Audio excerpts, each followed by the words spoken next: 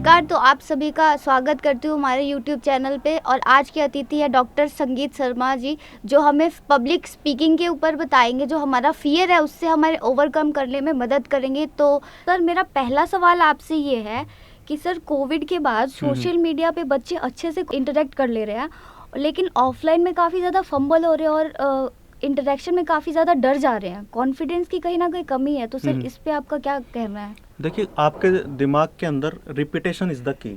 जब भी आप कुछ सीखते हैं तो रिपीट करके सीखते हैं। हमने बोलना सीखा, चलना सीखा, लिखना सीखा, हमने कितनी बार रिपीट किया है, हालांकि हमें याद नहीं है हम कितनी बार गिरे, कितनी बार उठे, हम फिर चलते रहे, हमने कितनी बार ए लिखने में कितनी गलतियां की, लेकिन हम उसको रिपीट करते रहे और उसे सीख गए। तो सेम क्या है कि हम पिछले 2-2.5 साल से रिपीट क्या कर रहे थे, टाइपिंग करना, ऑनलाइन इंटरेक्शन करना, तो हम उस बिहेवियर के साथ जुड़ गए थे। अब एकदम से हम ऑफलाइन आए हैं, तो अब ये जो नयापन है, न्यूनेस अपने लिए कि नए लोगों से बात करनी, पहले तो चैट कर दिया तो हमने टाइप कर दिया, पता नहीं चला कि ठीक है, कोई हेजिटेशन नहीं हुई। लेकिन जब सामने सामने बात करेंगे तो नया बिहेवियर हमेशा आपके दिमाग को रिपीट करना पड़ेगा। तो इससे घबराने की बात नहीं है, खासकर वो बच्चे जिनको इस फील्ड में जाना है जहाँ पर पब्लिक स्पीकिंग करनी ही पड़ेगी। बीजीएमसी का बच्चा है या उसको टीचिंग करनी है तो उसे जाना ही पड़ेगा फ्रंट पे, तो घबराने की ज़रूरत नहीं है। रिपीट कीजिए अपने इस बिहेवियर को। और सबसे बड़ी बात क्या है, छोटे ग्रुप के साथ पहले कंफर्ट हो जाइए। जो आपके 1-2 दोस्त बनते हैं उनके सामने अपनी बात रखने की कोशिश कीजिए।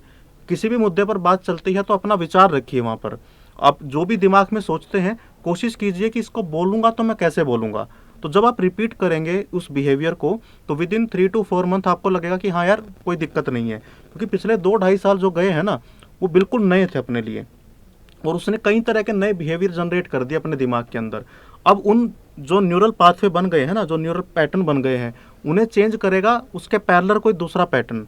वो कैसे बनेगा? दूसरे बिहेवियर को बार बार रिपीट करने से। तो जिसको लगता है कि मुझे दिक्कत आती है, मैं ऑनलाइन में बड़ा कंफर्ट हूँ और ऑफलाइन में आते मुझे दिक्कत आती है, तो घबराने की ज़रूरत बिल्कुल नहीं है। धीरे धीरे बात करिए, लोगों के साथ थोड़ी थोड़ा अपनी विचार शेयर करना शुरू कीजिए। छोटा ग्रुप, थोड़ा बड़ा ग्रुप, और एक दिन फिर स्टेज पर।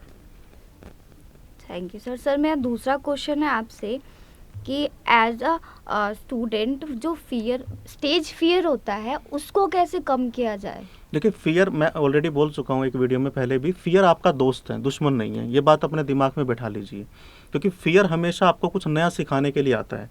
अगर मैं फियर ही ना करूँ, मान लीजिए आपका इंटरव्यू है या आपका एग्ज़ाम है और आप बिल्कुल फियर ना करें, स्ट्रेस ना ले, तो क्या होने वाला है सबको पता है। तो कहीं ना कहीं स्ट्रेस हमारा दोस्त है। अब आपका दूसरा सवाल कि हम पहले से फियर में आ जाते हैं तो वहाँ जाकर हम कुछ कर नहीं पाते।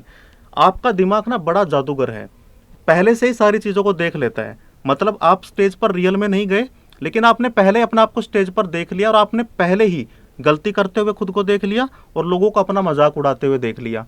और ये सब इतनी जल्दी हुआ कि आपको पता भी नहीं चला कि मैंने ये देख लिया है। और आपके दिमाग ने जो सोचा वो उसे सच मान लेता है। उसको पता नहीं चलता कि ये अभी हुआ है या होने वाला है। जैसे मैं ये सोचूंगा कि मेरा काम खराब होने वाला है, लोग मुझ पर हंसेंगे, तो उसका रिजल्ट क्या होगा कि मेरी वो फीलिंग अभी मेरा शरीर ले लेगा। दिमाग ने सोचा, नेगेटिव उसका हो जाएगा। तो उसका उपाय क्या है? अपोजिट सोचिए। ये सोचिए कि मैं वहाँ पर गया, मैंने अपनी बात रखी और इतने अच्छे से रखी कि सभी लोगों ने तालियां बजाई, और मेरा जो काम था मैं उसे इतने अच्छे से करके आया। क्योंकि आपके दिमाग में जो प्रैक्टिस करते हैं ना आप, वो बड़ी काम की चीज़ है। और कितनी ऐसी न्यूरोसाइंस की रिसर्च हुई है कि रियल में प्रैक्टिस करना और दिमाग में प्रैक्टिस करना 65% सेम रिजल्ट आते हैं। तो 65% एक बड़ा आंकड़ा है। तो अगर आपको स्टेज पर जाने से पहले अब आप ये सोच रहे थे कि मैं हार जाऊंगा, मैं कर नहीं पाऊंगा, कोशिश कीजिए अपोजिट सोचने की कि आज मैं स्टेज पर गया, देखूंगा कि मैं कैसे कैसे बोल रहा हूँ। अपने दिमाग में देखिए कैसे कैसे मैं बात करूंगा, लोग किस तरह के सवाल पूछेंगे, मेरा क्या जवाब रहेगा। तो अपोजिट साइड सोचना शुरू करेंगे तो वो फियर भी आपका चला जाएगा। और फियर आपको 2 मैसेज देने के लिए आया है, या तो आपके पास स्किल की कमी है, उस स्किल को इम्प्रूव कीजिए, या फिर आपके पास बिलीफ सिस्टम की, अपने ऊपर विश्वास की कमी है, वो दूर होगी इस इमेजिनेशन से। और स्किल कैसे सीखोगे? प्रैक्टिस से।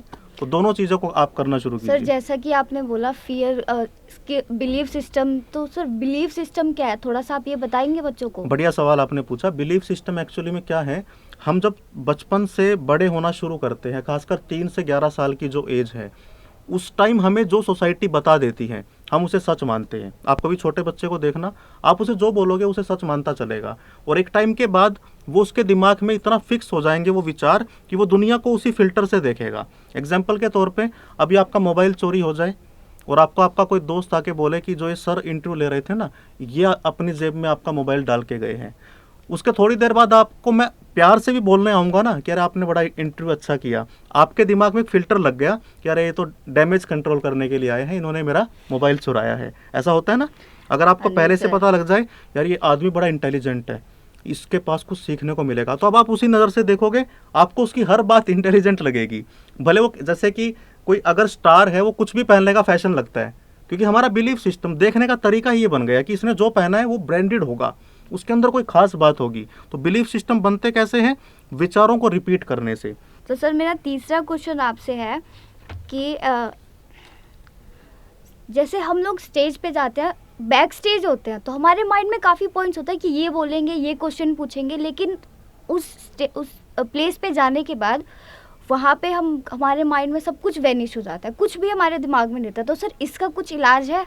आपका दिमाग, आप कभी भी देखना, जब आप ज़्यादा स्ट्रेस ले लेते हैं विदाउट एक्शन, मैं दो चीज़ बोल रहा हूँ, स्ट्रेस विदाउट एक्शन, तो आपका दिमाग कम काम करता है। आप कभी देखिए, अगर किसी इंसान का सड़क पर एक्सीडेंट हो गया, आप उसे तुरंत पूछिए, उसका मोबाइल नंबर नहीं बता पाएगा, वो अपने घर का एड्रेस नहीं बता पाएगा आपको। आप जैसे ही सिचुएशन में जाकर बहुत ज़्यादा सोचते हैं, एक्ट नहीं करते, तो आपके दिमाग की जो मेमोरी है ना, वो उसे एक्सेस नहीं कर पाता, वो उस तक पहुँच नहीं पाता। इसीलिए आप जो सोच के गए थे वो आप याद नहीं कर पाते। इंटरव्यू देने गया मैं, याद ही नहीं आया, जैसे निकला सब याद आ गया। एग्ज़ाम देने गया, कुछ याद नहीं आया, जैसे वापस आया सब याद आ गया। तो इसका मतलब क्या है कि जो एंग्जाइटी ली है मैंने विदाउट एक्शन, ये मेरे लिए खतरनाक थी। अब मुझे करना क्या है?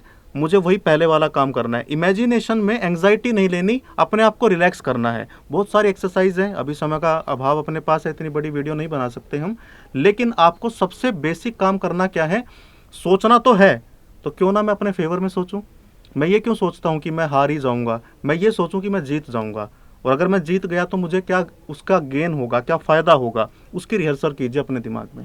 थैंक यू सर अपना कीमती समय हमें देने के लिए। और तो आज आप लोगों ने जाना कि पब्लिक स्पीकिंग के फियर को हम कैसे ओवरकम करें, और आप लोगों के और भी क्वेरीज हो तो हमें कमेंट में ज़रूर बताएं।